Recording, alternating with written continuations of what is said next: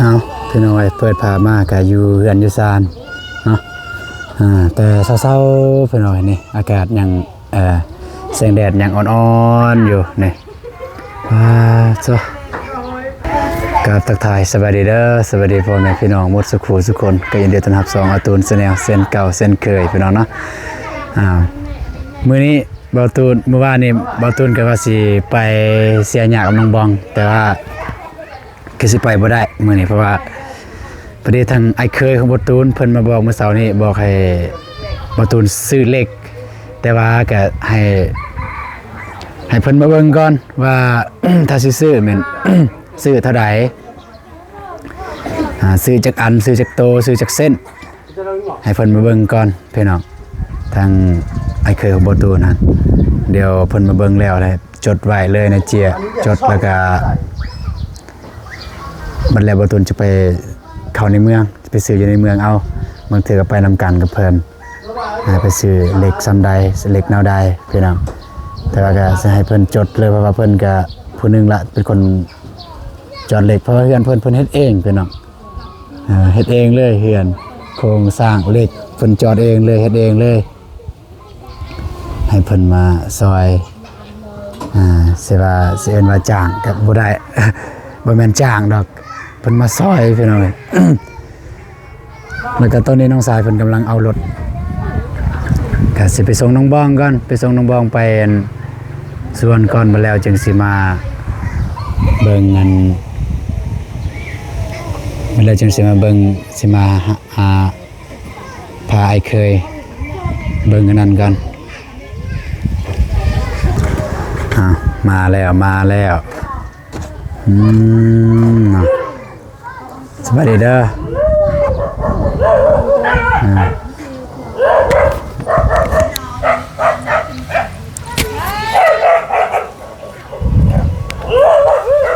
บ่ได้โทรหาน้องก็ได้บ่แสดงว่าผู้เดียวมื้อนี่แม่นบ่เลยไปผู้เดียวเลยบูว่าแม่ยังไปหรือบ่โทรหาบ่ครับก็เลยหันเพิ่นบ่อ้อนแม่ย่าบ่หรือว่าแม่อยู่เฮือนอยู่บ้านแม่อยู่บ้านพอดีมื้อนี้อ้ายก็มาแต่สิไปส่งแล้วก็เพราะว่าสิไปซื้อเหล็กจะได้บ่เพราะว่าอ้ายเคยเพิ่นมาหาเมื่อเช้านี้เพิ่นบอกให้ไปซื้อเหล็กเพิ่นว่าไปซื้อมาก่อนเลยเพิ่นว่ามันบัดสิเฮ็ดแล้วจึงซื้อปุ๊บปั๊บไปซื้อมาไว้เลยมันเพิ่นทันแล้วเพิ่นมาเฮ็ดบ้านนี้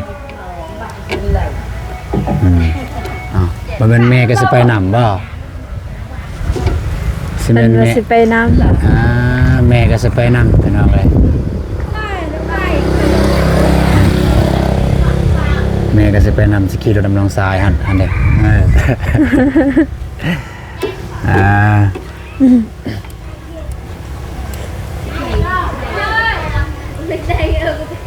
โอเคไปเดินทางไปก่อนเลยเอาไปเอาถือ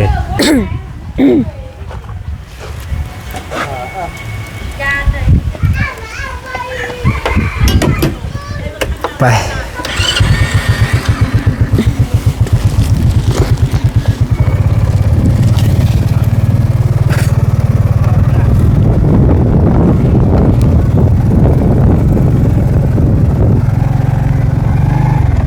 ยังเดินเวอยู่บ้านดอก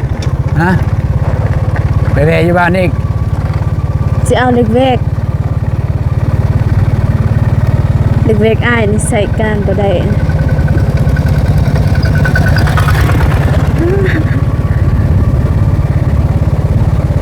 บ้านอาหังพี่น้องเอ้ยโจ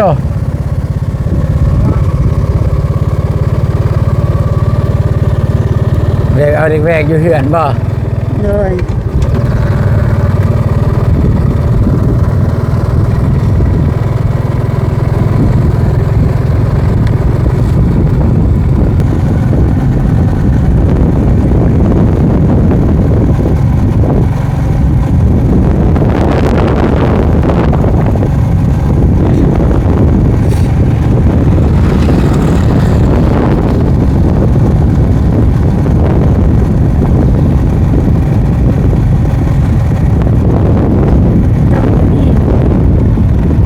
ว่านึกกิน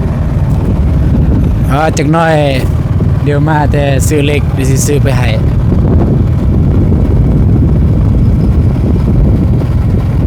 ซื้อกับน้ำเด้อน้ำไงลูกราคา10,000น้ำสะอาด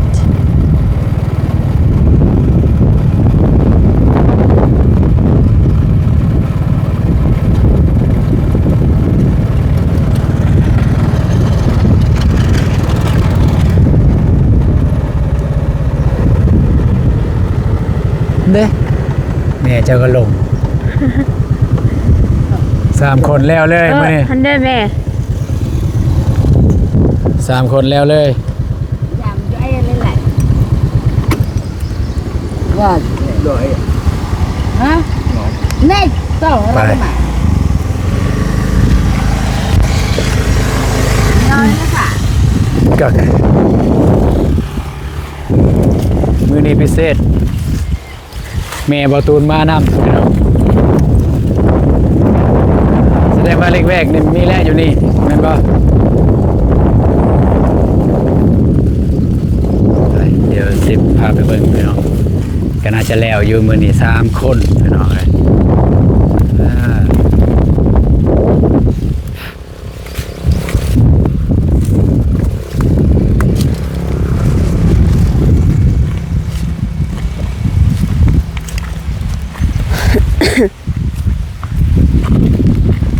ประตูนคิดว่าน้องบ้องเพิ่นได้โทรหาน้องก็เด้ยเพื่อว่าสิให้น้องเพิ่นมาซอยสิเอิ้นว่าจ้างก็เป็นว่าจ้างดอกมาซอยแต่ก็สิให้เงินให้ต้นน้องเพิ่นพอได้มี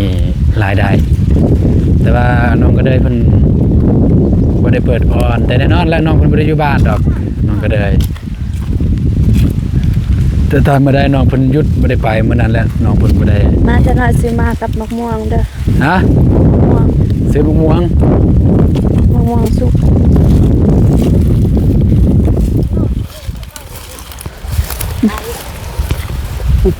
สำบายดีเด้อมื้อนี้ได้กรรมกรคนหนึงมื้อนี้นี่ได้เพิ่มคือสิบ่เงียบบ่เหงาแล้วบัดนี้มีคนปากคนเว้าเมื่อวานนี่พวกเจ้า2 คนนี่ต่างคนต่างบ่ได้เว้าหยังเลย บ่ได้เว้าหยังบ่ บ่ได้เว้าหยังเลยพวกเจ้า เมื่อวานนี่ก็เว้า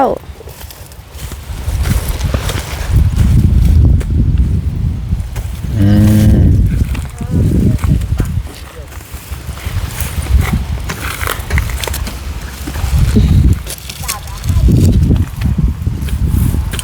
มาจากโมงอะมา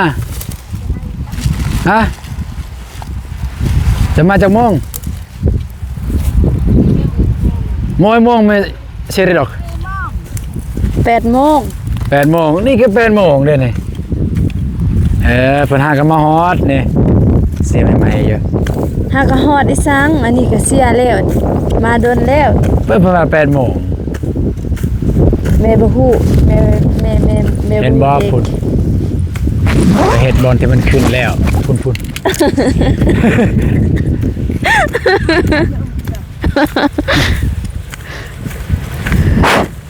เฮ็ดคันมันบ่ไหวก็พักผ่อนถ้ามันฮอด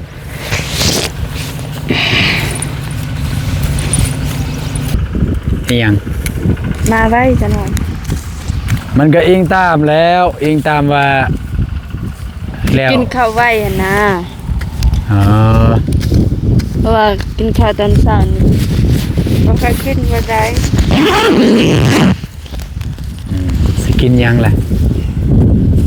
คิดว่า เอา อยาก จ้ามุม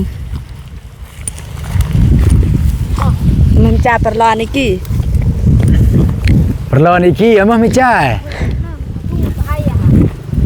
บ่ว่าประตูเมื่อวานนี่เบิ่ง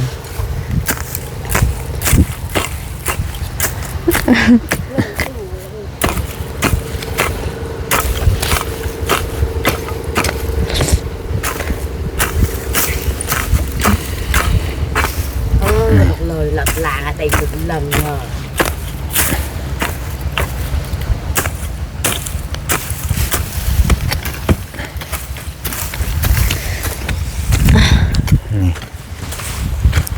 อาชีพพี่น้องเอ้ยนี่สมมือโอ้ยสมมืออยู่เฮือนบ่ได้เอามา น้องใส่ในสมมือทางแม่เพิ่นให้ อ่า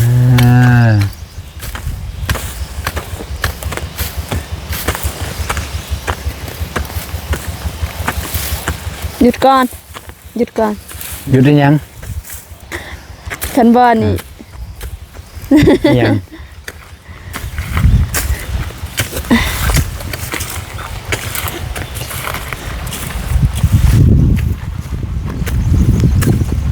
ก็สิแล้วอยู่มื้อนี้ อยู่พุ่นนี่เสียหญ้าเสียหญ้ายากละ พุ่นก็หินหลายเนาะพุ่นพี่น้องเอ้ยเบิ่งพุ่นนี่ก็หินหลายถ้าเบิ่งได้ขี้หินบ่หลายนี่ก็แค่แน่นี่จังซี่นี่ฮากาเซียนี่ออกแล้วหญ้าคานี่ส่วนเบาเปลือกแห้งหญ้าคาหลายส่วนเบาเปลือกคันเบาเปลือกได้เห็นคลิปนี้สู้ๆเด้อเบาเปลือกเด้อถ้าญาติพ่อแม่พี่น้องบ่ฮู้ว่าเบาเปลือกเป็นไผเบาเปลือกก็คือยูทูบเบอร์คือกันยูทูบเบอร์อยู่เมืองกะลืมอยู่เขตชนบทพุ่นละบ้านอยู่แถวบ้านห้วยไร่แถวบ้าน เราจะให้หลักบ่ แถวบ้านนั้น อย่ามาให้ ทีมงานเฮาไป บ่ให้ แจก แล้ว เค ก็ รื่ เล อง ยเจ็ดดอก ตอนไปกับเบาเตียงตอนรถสิปีนลงเหวอยู่หั่นแหละบ้านของเบาเปลือก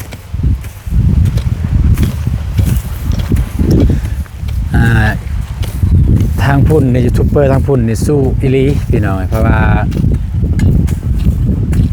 บ่มีสัญญาณลงก็บ่มีสัญญาณลงคลิปบ้านอยู่บอนหนึงบอนไปลงคลิปอีกบอนหนึงยูทูบเบอร์ทางพุ่นแต่ว่าเพิ่นจะลงมือละคลิปเพิ่นถ่ายคลิปเนี่ยตัวอย่างว่ามือหนึ่งสองสามคลิปเพิ่นก็ถ่ายสต็อกไว้มือละคลิปเพิ่นลงบ่ตูนมักเบิ่งได้ทางเพจนั้นมาเบิ่งบังเป็นอยู่บ่ เป็น นี่เสียดายกันบ่เป็น แม่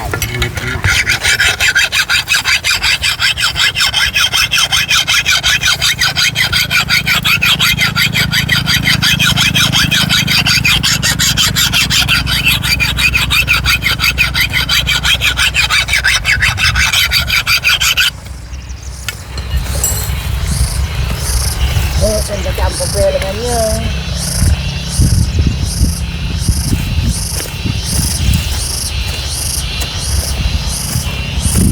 แม่เฒ่านี่นุ่งทรงแบบวัยรุ่นขาเด็บแบบขาเด็บ ทรงเดน้องซื้อให้เดินนะ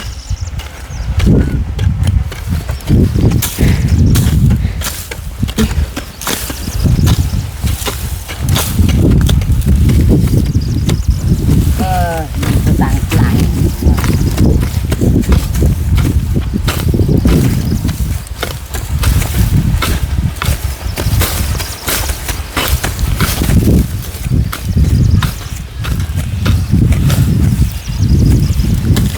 นางไงยังกระเด็ก นี่ นางไงยังกระเด็ก ไรรม นางไงยังกระเด็ก ถ้าอยาก ไปโรงคือกัน เบิ่งสิย่างไปเบิ่ง เราจะตัดจากแต่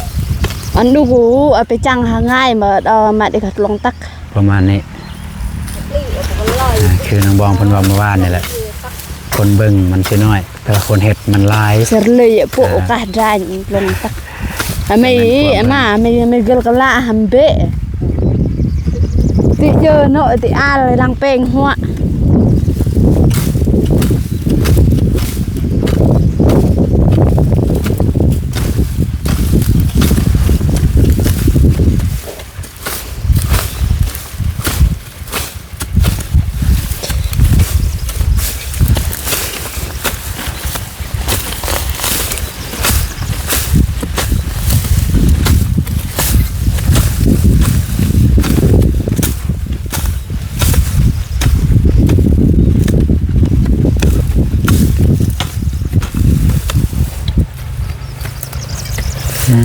เลือก lặng nữa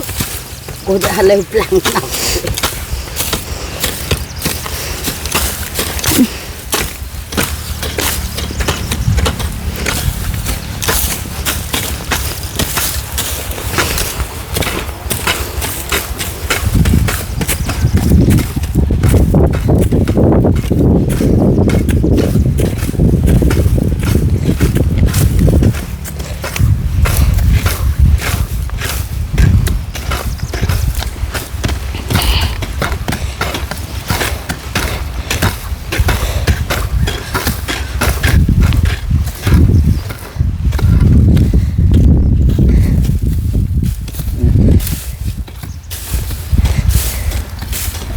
lặng nồng cay quay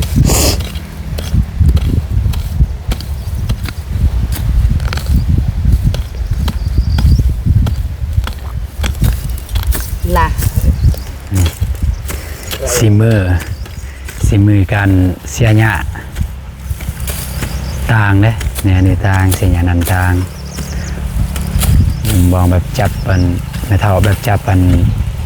จกคล้ายๆคือขุดดิน เสียแบบกลม เสียแบบกลมมันไว้กันเสียแบบนั่งเนี่ยซ่าแต่ว่าละเอียด เสียแบบกลมกับละเอียดคือกัน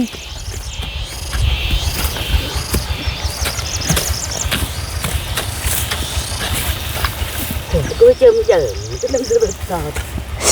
chở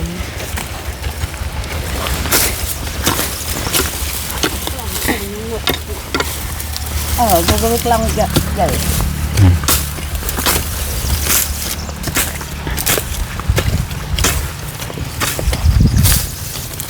ซีเมนมาว่าจางเลยบอตูนจางเลยที่จริงนี่ก็บอตูนว่าเบิ่งตามมันลายอะนะแต่สิจางเลยแต่ว่ามันก็บ่ลายนั่นแหละบอตูนว่าสิหาน้องก็เลยเพิ่นว่าน้องก็เลยเพิ่นบ่ได้อ่อนพอดีเมื่อวานนี่สิว่าสิเข้าไปบ้านกับคำแล้วสิเข้าไปหาน้องเพิ่นอยู่เฮือนก็สิหาน้องเพิ่นมาซอยก็แม่นซอยซื่อๆหรอกประเด็นแล้วก็ประเด็นทางเบาเตียงมานี่คนปลูกกาแฟไปน้อง สิเหลือกันโน กาแฟ สิ มันต้นกระทามันมีคนปลูกอยู่ nó บ่ có ngay mới đẩy ยี่ยะ มีอยู่คนปลูกมา ก็บ้านเด้ มองกระทาเมื่อเสาร์นี่ว่า ทางไอ้เล็ง มันเป็นมื้อนี้บ่ ทาง เบาเตียงคนปลูกกาแฟแม่นมันก็ว่าไปบ่ไปปลูกกาแฟเบาเตียงดีกว่าเพิ่นก็อยากซอยอะนะเป็นสบายยาแล้วเอาไปพอแต่เป็นปละไอ้เพิ่นเพราะว่าคือจังซี่แหละน้องบองเพิ่นตากแดดหลายบ่ได้เวลาร้อนก็อยากจะเข้าป่าเข้าห่มบ่นะแต่ว่าคันไปพุ่นสิเข้าห่มดุๆก็บ่คือให้เขา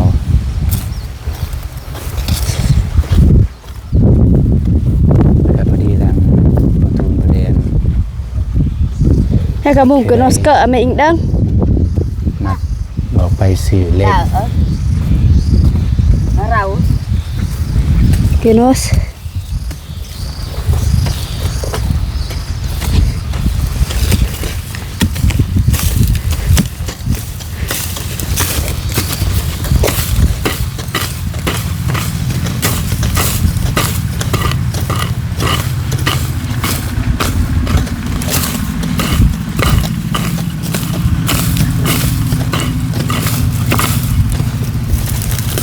ก็คือดินที่เฮ็ดนี่มันดินของเขาเจ้าได้พี่น้องดินผู้อื่นแบบว่าเพิ่นปล่อยเพิ่นปะเพิ่นบ่ได้เฮ็ดหยังอะนะทางบ้านนี่อยู่บ้านห้างนี่เพิ่นก็เลยขอเฮ็ดยืมเฮ็ดซั่นซะมันยืมเฮ็ดทุดินซื่อๆแต่ว่าเรื่องปลูกกาแฟมันบ่ได้อันนั้นมันใช้เวลาหลายปีทุดินนี่บ่ฮอดปีทุดิน คือปลูกเดือนนี้นี่เดือน4เดือน5เนาะพุ่นละเดือน8ได้รับผลแล้วเดือน8เดือน9ผลประมาณ4หรือ5เดือนนี่แหละได้รับผลแต่ว่ามันมักจะอยู่ในเวลาในช่วงฝนตกการปลูกยามแรงมันก็บ่เกิด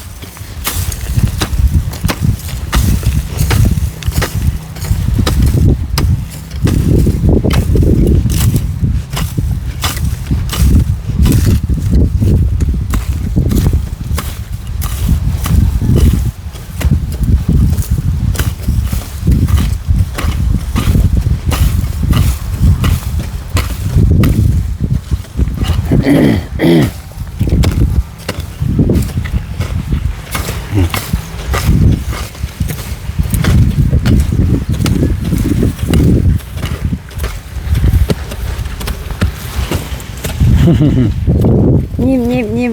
นี่หยังเห็นบ่3คนเนี่ยเฮ็ด3คนเนี่ยมันไปไวเด้คัน4อีกแฮงไว คันซีกับอ้ายนี่แฮงไว้ กับวัน4เห็นบ่ อ้ายนี่แหละอ้ายจับต้อง เป็นว่ากับนายวัน4เจ้า อ้ายบัญชีสิมาได้จะได้อยู่ไกล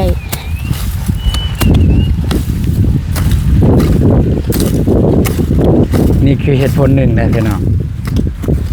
มื้อนั้นเนี่ยแม่เฒ่าเพิ่นเว้ากับบ่ตูดกับน้องบองเพิ่นว่า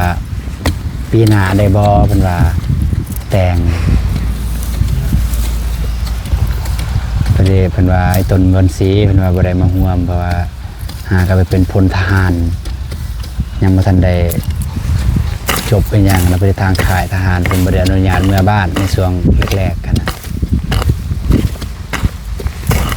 ก็ว่าบ่ได้พี่น้องเลยถ้าเฮาอันมือนั้นแล้วท้องใหญ่ท้องน้ำบองใหญ่นี่มันคือบ่ได้แต่งในพี่น้องเลยเพราะว่ามันบ่อยากคักแล้วเจ้าสาวท้องใหญ่แต่งหรือว่าคักบ่แต่ว่าเบิ่งในละครในเรื่องในหนังมันก็หลายคนอยู่เพิ่นแต่งแบบว่าเจ้าสาวถือพายเพิ่นก็แต่งเลยจัดงานแต่ง คือมีจังหวะหนึงบ่ตุนบอกแบบนั้นแหละมี FC คอมเมนต์ว่าอ้าวเอาลูกเขาแล้วสิบ่แต่งได้จังได้ก็คือความหมายของบ่ตุนนะคือความหมายว่าเฮาบ่ฟ้าวแต่งก็ได้เพราะว่าตัวอันจำเป็นตัวเฮาตอนนั้นน่ะเฮาขึ้นเรือนขึ้นศาลบ่ได้ก็คือพ่อแม่น้องบองไปเฮือนบ่ตูนบ่ได้แล้วก็บ่ตูนน้องบองแล้วก็ญาติพี่น้องบ่ตูนไปเฮือนพ่อเฒ่าแม่เฒ่าบ่ได้ก็คือเฮายังบ่ทันได้เฮ็ดแต่ว่าตัวนั้นตัวอะไรวะเอิญวะตอนพอทอนไม่เท่าไปเห็นประตูนั่นตอนนั้นนะแต่ว่าเดี๋ยวนี้ได้แล้วเดี๋ยวนี้ ตูนปินก้อนหิน เดี๋ยวนี้มันแล้วแต่ความพร้อมแต่ไม่นานก็ได้ แรงเลย เดี๋ยวนี้เพราะว่าเรื่องไปมาหาสู่กันก็ได้เดี๋ยวนี้บ่ได้ว่าห้องห้ามบ่ได้ว่าคลำคลอแกยังบ่มีละเอาแล้วแต่ความพร้อมมาอยากแต่งใดก็ได้แต่กับ FC หลายคนบอกว่าให้แต่งเลยคณิตาปีหน้ามันก็บ่คักแต่การสิเบิ่งอีกครั้งหนึง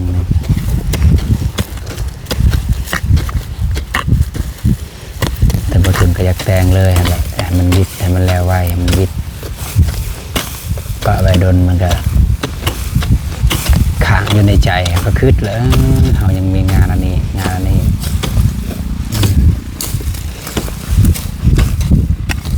แต่กันแต่งสาก็ดีคือกันได้พี่น้องได้เก็บเงินเก็บคำเพื่อเต็มที่แบบมืองาน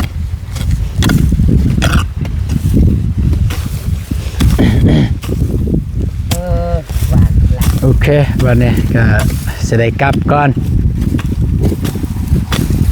เดี๋ยวจะน้อยเที่ยงสิมาสิกินยังเบิดสุคนเลยแบบรู้สึกจะกินนะของกินสิแบบว่าของกินรู้สึกว่าจะกินยังของกินเฟอร์ข้าวเปียก ไม่จัก ฮะยัง ไม่ยาก บ่ยากเลยบ่คิดยากปิ้ง ซื้อหยังก็ได้ขอแต่บ่แม่นเส้น ส้มบักฮุง บ่ ตำบักฮุง บ่ยาก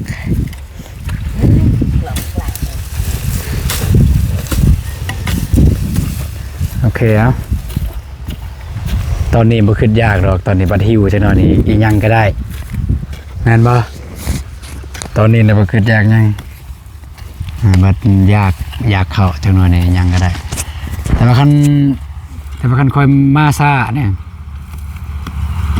เดินน้องบองคันว่าอายมาซ่าแบบว่าซ่าอันนั้นแบบคายเวียกซ่าแล้วพวกเจ้าอยากเข้าเลยจะไปเอาอยู่นี่ก็ได้เด้อ อยู่หาเนี่ยบอกซื้อคอยก็ได้เพิ่นฮู้อยู่เดี๋ยวค่อยมาแล้วก็สิมาจ่ายบ่ได้เอากระเป๋าเงินมาพี่น้องไงบ่แม่นเอาอื่นยินบ่หรือว่าเสร็จใส่ก็ส่ง QR เพิ่นเดี๋ยวสิโอนประมาณน่ะยินบ่จะเอาอย่างแน่เจ้าก็บอกมันเป็นอื่นพี่น้องใกล้ๆอยู่พี่น้องกันซื้อมาเลยคือยำบูดมันเน่าเพราะมันฮอดแน่เพราะอาหารไก่ๆอยู่นี่เลยเดี๋ยวบรุษจะนายบทุนมากก็สิซื้อให้แต่กันบทุนมาซาแต่ว่าทางนี้อยากเข้าก็สิเอามากินเลยเดี๋ยวบทุนมาแล้วก็สิมาจ่ายกลับก่อนดนพ่อยี่ท่าก็คือไอ้เคยของพ่อยี่ไอ้เคยของบทุนเพิ่นสิท่าเบิ่งได้เวลาประมาณซ้ำนี้เดี๋ยวจะนอนบทุนมาตอนสวยๆประมาณซ้ำใดเพิ่นได้เสียแต่ว่า3คนแล้วมื้อนี้วานนี่2คนไปพี่น้องโอ้เสียงลมไปเบิ่งเฮือนเบิ่งซานพี่น้องป่านนี้เนี่ยเคยประตูนเปิดไปทาแล้วอยู่หั่น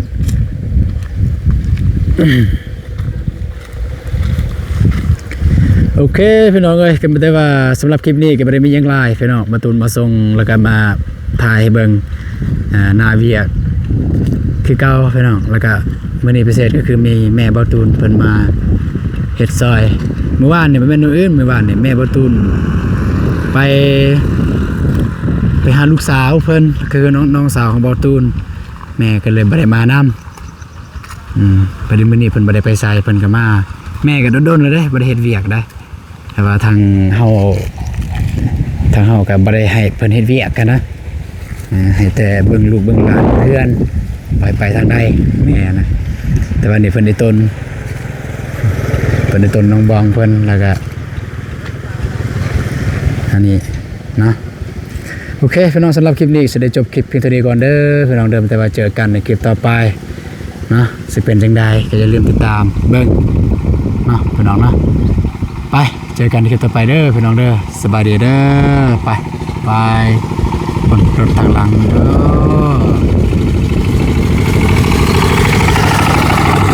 ไปพี่น้อง